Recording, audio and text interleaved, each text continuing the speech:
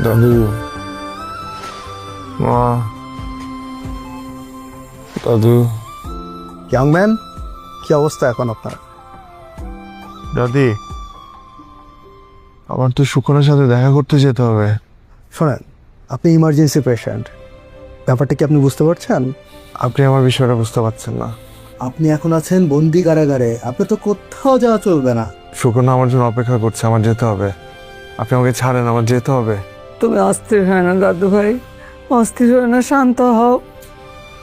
আচ্ছা নার্স, ওনার সেকেন্ড ডোজের মেডিসিনটা দিয়ে দিবেন, আর কালকে আচ্ছা। বিকেলে ওনাকে কেবিনে শিফট করে দেবেন, Okay. ঠিক আছে?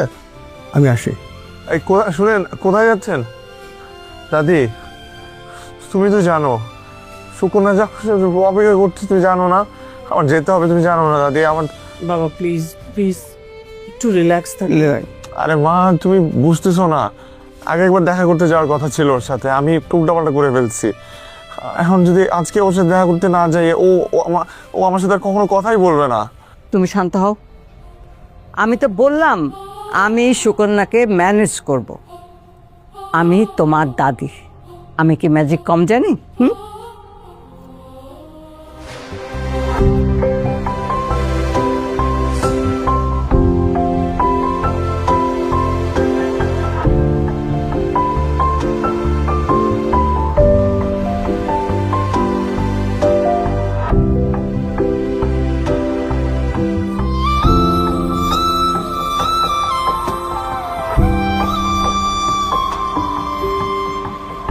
আমি তো চাই না কিছু, আগলে রাখি তোমায় এ বুকে।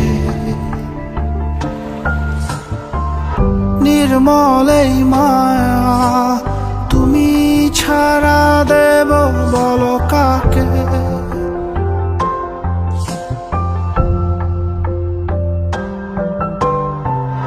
আমি তো চাই না কিছুই, আগলে রাখি তোমায় এ বুকে।